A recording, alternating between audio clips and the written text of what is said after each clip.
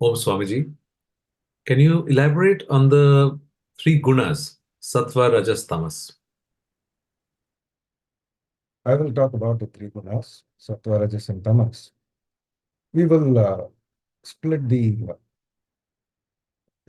explanation of the three gunas into four videos. In the first video, I'll talk about the introduction to the gunas. And in the subsequent three videos, I'll talk about the three gunas separately. An exhaustive list of the expressions of the three gunas from the Mahabharata. The three gunas, they form the basic building blocks of the creation, the most fundamental building blocks of the creation.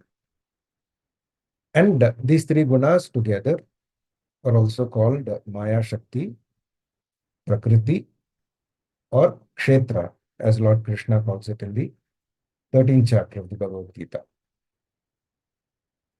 And from these three gunas, the five elements are created: space, air, fire, water, and earth.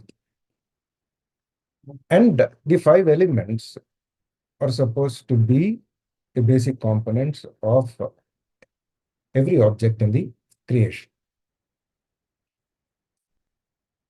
The model of the three gunas is kind of similar to the atomic model of science. So in the atomic model, knowing the atomic structure, that gives insight into matter, the chemical reactions, and then the properties of the material. In the same way, knowing about these three gunas also gives us insight into knowledge of the creation. Because these three gunas are also supposed to be or called the material cause of the creation. And knowing this model finds application, this Vedic model of the three gunas. So it finds application in various relative disciplines like Ayurveda, yoga, and also our ancient disciplines of science like physics, chemistry, biology, etc. So modern science works on a different model, and our Vedic model is based on these three gunas.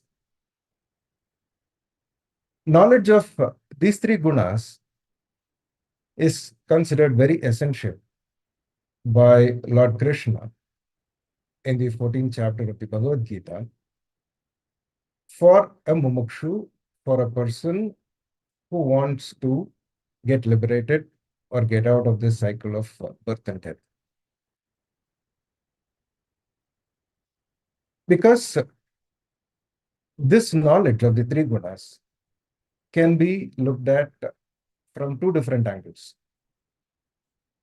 One is to get more and more knowledge about a particular area in the creation, or I get certain amount of knowledge of the three gunas and use it for transcending the gunas. And for a spiritual aspirant, transcending the gunas is the main goal. Because as human beings, we are generally bound to the gunas. And that is the primary cause of samsara, or the cycle of birth and death. And transcending the gunas is the only way out or only solution for this problem of samsara. As even Gaudapadacharya, Adi Shankaracharya's guru's guru, he says in one place in the Mandukya Upanishad, Nishprayojanayam srishtau mumukshunam aryanam na adaraha. That means a seeker of self-knowledge, a mumukshu, or even a right-thinking person does not waste too much time on gaining more and more knowledge about the Srishti or creation. We need some knowledge about the creation, but getting stuck to the creation itself is not a very good idea, because creation is relative and we are seeking the absolute. And knowing these gunas is also essential, because these gunas find expression in all aspects of one's life, both inner life and outer life.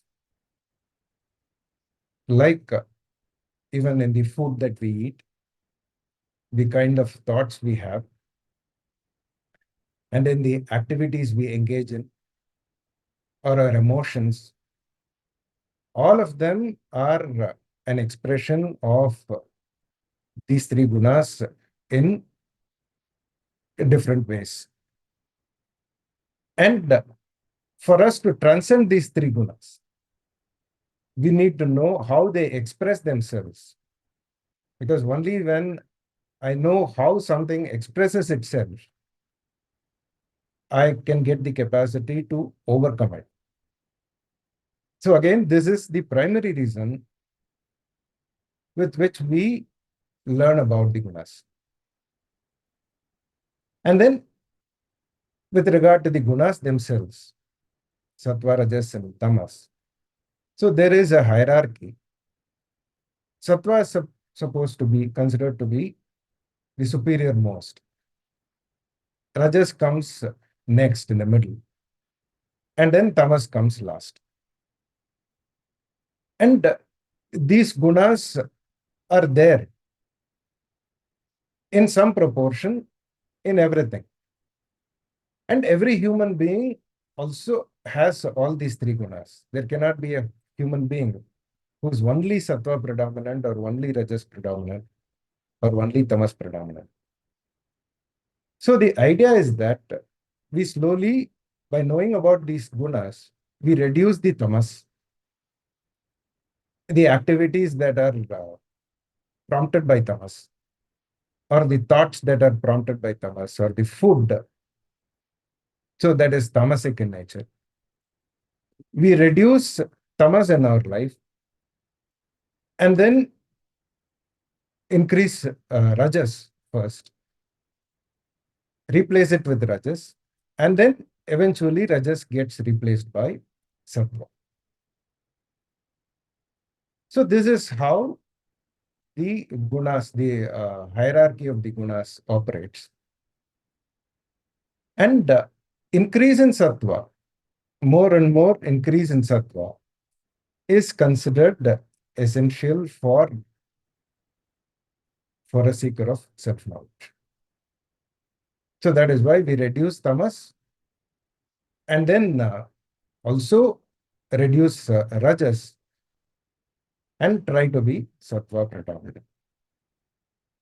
And we will look at the expressions of the three gunas in the subsequent 3 videos. Thank you so much, Swamiji.